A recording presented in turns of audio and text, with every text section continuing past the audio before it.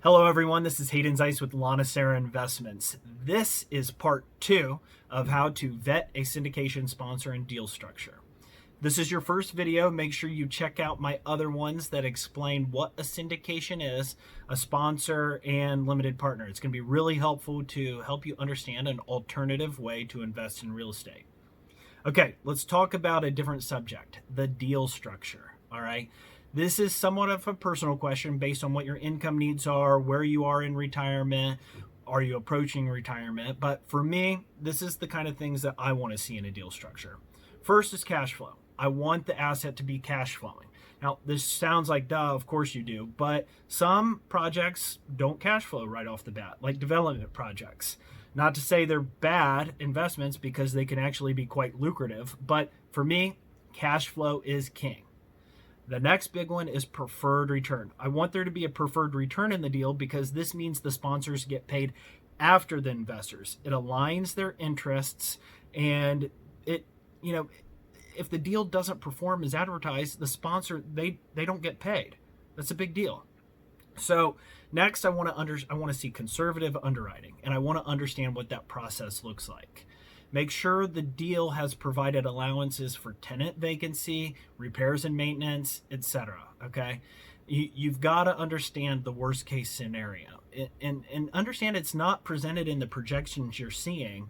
They're trying to be realistic here. Okay, but just to understand whether the property will flop. Okay.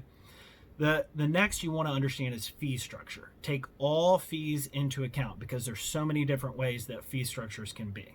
Some companies have acquisition fees, refinance fees, asset management fees, and then others, all they have is just an asset management fee. Ask for a detailed review of them and ask to see a projection of what your investment might look like when the fund sells or refinances.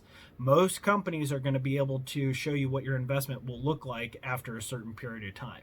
And keep in mind, you're not going to be comparing apples to apples because some sponsors are more conservative in their projections than others. Okay, have a conversation with that sponsor and get a feel for how aggressive or conservative they are. Okay, look at their old pitch decks and compare them to current active investments. That'll help you get a good idea. Okay, before we end the video, I got a couple more tips. I want you to educate yourself. You've already started by looking at videos like this, okay? Get on biggerpockets.com, search the forums, read books. A good older book that I like is called Principles of Real Estate Syndication by Samuel K. Freshman, all right? And of course, get on lanacerainvestments.com/education. We've got a glossary of terms, a podcast, more videos, just different ways to educate yourself. Now, last, I want you to ask the sponsor what's their worst investment. I want to hear what they learned from it because, and if they say they have never had a worst investment, probably means they're not too experienced. Okay, you do get bad investments every now and then.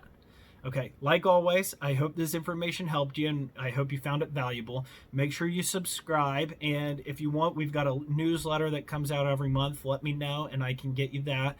I appreciate you checking us out, and until next time, thank you.